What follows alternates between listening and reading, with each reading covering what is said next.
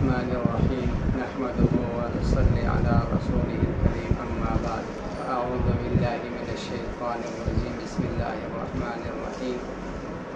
میرے بھائیوں، دوستوں، بزرگوں، آج کا جو میرا موضوع ہے کہ تکالیف اور مصائب جو ہیں یہ کیوں آتے ہیں، کن عذابات کی وجہ سے ہم پر یہ مسلط ہوتے ہیں یہ بیماریاں۔ بعض بیماریاں انسان کے لیے رحمت بن کر آتی ہیں اور بعض بیماریاں انسان کے لیے رحمت بن کر آتی ہیں۔ زحمت اور رحمت دونوں میں فرق ہے۔ زحمت میں ہوتی ہے پریشانیاں اور رحمت میں ہوتی ہے اللہ کی خوبیاں، اللہ کی طرف سے خوشنودی ملتی ہے۔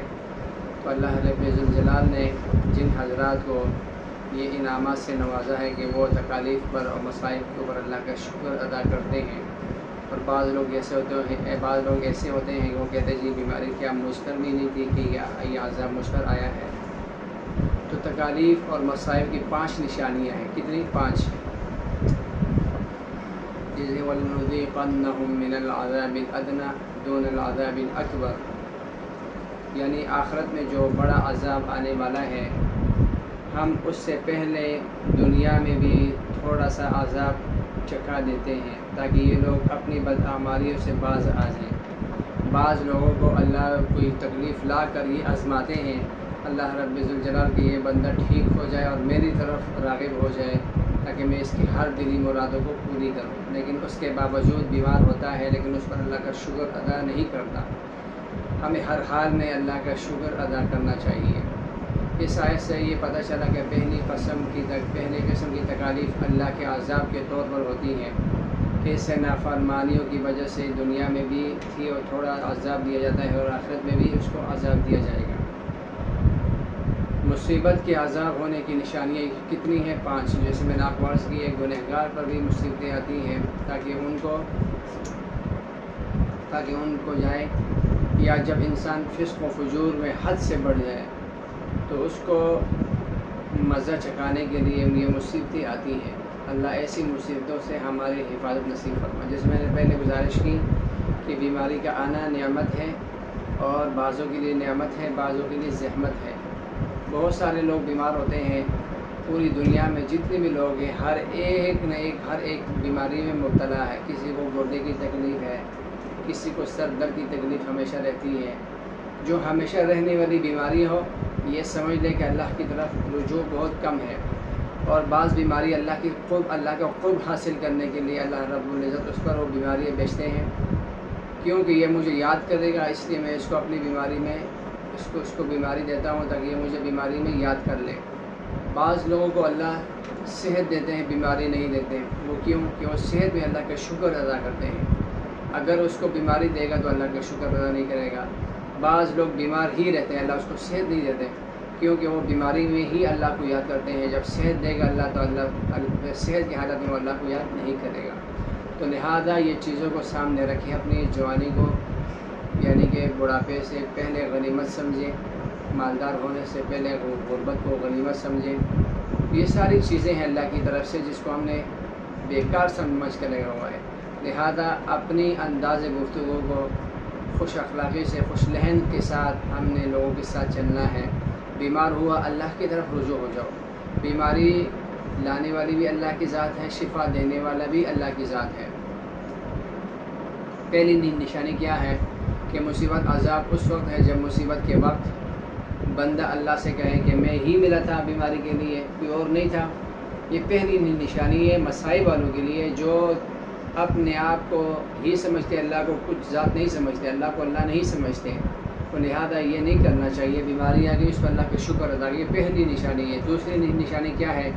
یہ ایسا شخص کہ جگہ جگہ بغیر سوال کیے کہہ رہا ہے کہ پیٹ میں درد ہے، یہ ہو گیا، وہ ہو گیا، تو ایسے شخص گویا کہ حقیر بندہ سے اپنے رب کی شکایت کر رہا ہے، تو معلوم ہوا کہ یہ مصیبت اس پر عذاب کے لیے آئی ہے۔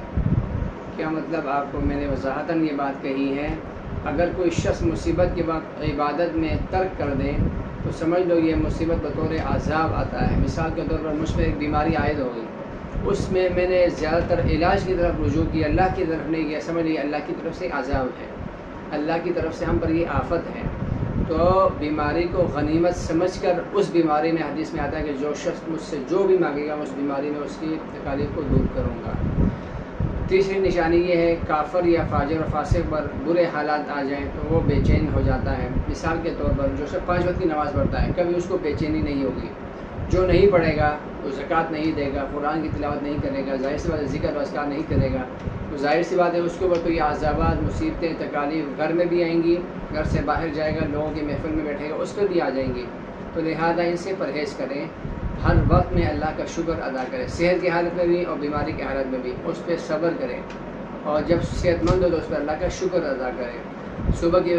صبح کا ناشتہ ملا تو اللہ کا شکر کریں، نہ ملا اللہ نے نہیں دیا، اس وقت آپ کی حالت نہیں بنے، اس پہ صبر کریں، کیونکہ زندگی کے اندر اللہ نے آپ کو اگر بھیجا ہے تو کیا خنزیروں کو اللہ روزی نہیں دے رہا، کتوں کو سڑکوں پہ اللہ روزی نہیں دے رہا، کبوتروں پرندوں کو اللہ روزی نہیں دے رہا، ہوا میں اڑنے والے پرندوں کو اللہ روزی نہیں دے رہا، سمندر کے تہ میں اللہ مچھلیوں کو روزی نہیں دے رہا، تو ہم نے اللہ سے خود اپنے آپ کو غافل کیا ہوا ہے۔ چوتھی نشانی یہ ہے کہ اس پہ نا امیدی غالب آنے لگ جاتی ہے۔ مثال کے طور پر کہ ایک شخص کو اللہ رب العزت بہت سارا مال دے رہا ہے، ایک وقت آگے اللہ نے اس سے مال چھین لیا، وہ نا امید ہو گیا اللہ سے نا امیدی نہیں رکھنی چاہیے، ہر وقت اللہ سے امید رکھنی چاہیے۔ بعض دفعہ ہم پر جو حالات برے آتے ہیں یہ ہمارے بدعمالیوں کی وجہ سے آتے ہیں۔ اگر ہمارے اعمال اچھے ہوئے، ہمارے ہر گفتگو یا انداز اچھا ہوا، ہمارے اخلاق اچھے ہوئے، تو حدیث میں آتا ہے کہ فرشتے بھی ان کے پاؤں کے نیچے اپنے پر بھی بچھاتے ہیں، اور خاص کر جو حافظ قرآن ہو، جو عالم دین ہو، اور اسی طرح جو اللہ کے ولی ہو، اس کے لیے تو اللہ آسمانوں میں اللہ اس کی تعریف اپنے فرشتوں میں کرتے ہیں کہ دیکھو یہ میرا نیک بندہ ہے جو زمین پہ چل رہا ہے۔ جیسے بلال حبشی مدینے میں چلتے تھے، جنت میں اس کی آوازیں جاتی تھی، کتنی بڑی خوش قسمتی، کیوں؟ ان کی ساری کی ساری نظر اس دل پہ نہیں تھی، اس دل کو بنانے والا اللہ کے اوپر اللہ کی نظر تھی کہ اللہ ہی نے سب کچھ کرنا ہے، ہمارا یقین بھی اللہ کی ذات میں ہونا چاہیے۔ پانچویں نشانی یہ ہے کہ حضور صلی اللہ علیہ وسلم نے فرمایا کہ کوئی مصیبت اگر خدا سے قریب کر دے اور مصیبت نہیں ہے تو بہت بڑی نعمت ہے۔ مثال کے طور پر بیماری آ گئی، بیماری آنے کے بعد پھر گناہ میں منتقل ہو گیا تو یہ اللہ کی طرف سے عذاب ہے، قرب نہیں ہے۔ اگر بیماری آ گئی اور اس پہ اللہ کی طرف توجہ ہوا تو سمجھ لیا اللہ کا قرب ان کو حاصل ہو رہا ہے، تو ہمیں اللہ کا قرب حاصل کرنا چاہیے۔ ہم اللہ کا قرب حاصل کریں گے تو کیا ہوگا؟ اس سے اللہ کی ذات خوش ہوں گی، جب اللہ کی ذات خوش ہوگی اللہ کی تمام ضروریات اللہ اپنے غیب کی خزانوں سے پورا فرمائیں گے انشاءاللہ۔ تو یہ چند چیزیں تھیں، اور گناہوں کے لیے معافی کے لیے مصائب کا نزول۔ میرے عزیزوں، بعض لوگوں پر پریشانیوں، مصیبتوں کے حالات، رزق میں تنگی کے حالات گناہوں کی معافی کے لیے آتے ہیں۔ یہ تو حدیث میں آتا ہے، قرآن کے اندر بھی آتا ہے، وَيَرْزُقْهُ مِنْ حَيْثُ لَا يَحْتَسِبُ، کہ میں اپنے بندوں کو ایسی جگہ سے رزق دیتا ہوں کہ وہاں اس کا وہم و گمان بھی تصور نہیں کرتا۔ یہ کتنی بڑی اللہ کی ذات ہے۔ ہم گناہ کر کر بھی فخر بھی اس پہ کرتے ہیں، پھر اللہ اس کے اوپر پھر ہم اللہ سے روزی مانگے اللہ دیتے ہیں۔ مجھے آپ خود بھی بتلائیں، پوری دنیا میں کوئی بھی بندہ بھوکا نہیں سویا، اگر سویا ہے تو وہاں غربت کی وجہ سے سویا ہوگا، پھر بھی اللہ اس کو دے رہا ہے۔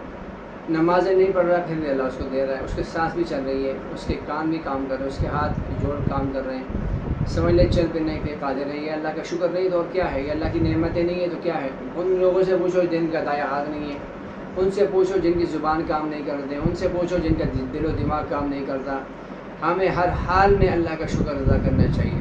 بس میرے بھائی اور دوستوں چند گزارشات تھی آپ سے اللہ سے قرب حاصل کرنے کا کہ ہر وقت میں اللہ کا شکر ادا کریں، بیماری آ جائے، پریشانی آ جائے تو ہمیں اس پہ ناراض نہیں ہونا چاہیے، ہمیں اس پہ اللہ کی طرف سے خوش ہونا چاہیے۔ اے اللہ، تو نے ایمان کی حالت پر مجھے یہ بیماری عطا کی، اے اللہ اس بیماری کو میرے لیے ہدایت کا ایک ذریعہ بنا دیں، اور میرے لیے اللہ کا قرب کا ایک وسیلہ بنا دیں، اللہ کے نبی صلی اللہ علیہ وسلم کی شفاعت نصیب فرما دیں۔ ان بیماریوں کو غنیمت رکھ کر اللہ سے ہر دعا مانگے عافیت والی۔ یہ مت کہے کہ اللہ نے مجھ پہ بیماری ڈالی، اس پر کیوں نہیں ڈالی، اس پہ کیوں نہیں ڈالی، وہ بھی تو کھاتا ہے پیتا ہے، میں بھی کھاتا پیتا ہوں، مجھ پہ بیماری ہے، میں نمازیں پڑھتا ہوں، وہ نمازیں نہیں پڑھتا۔ یہ غلط بات ہے۔ اللہ جس کو محبوب بناتا ہے پہلے اس سے امتحانات لیتے ہیں، اس کو بیمار کرتا ہے، اس پہ تنگی آتی ہے، رزق کی حالات سے، گھر کے حالات سے، پڑوسیوں کی حالات سے، اہل و عیال کی طرف سے ان پہ سختی آتی ہے۔ اللہ دیکھتا ہے کہ یہ کس کی طرف مائل ہوتا ہے، میری طرف یا غیر اللہ کی طرف۔ ہم پر پریشانی آ جائے ہمیں اللہ کی طرف رجوع کرنا چاہیے۔ ہم پر برے حالات آج ہمیں اللہ کی طرف رجوع کرنا چاہیے. یہ ساری چیزیں ہیں، یہ ساری چیزیں ہیں. تو آخر دعوانا ان الحمدللہ رب العالمین. اور دوسری بات یہ ہے کہ یہ ویڈیو سنیں بھی اور شیئر بھی کریں اور میرے اس چینل کو سبسکرائب بھی کریں. جزاک اللہ خیر. السلام علیکم.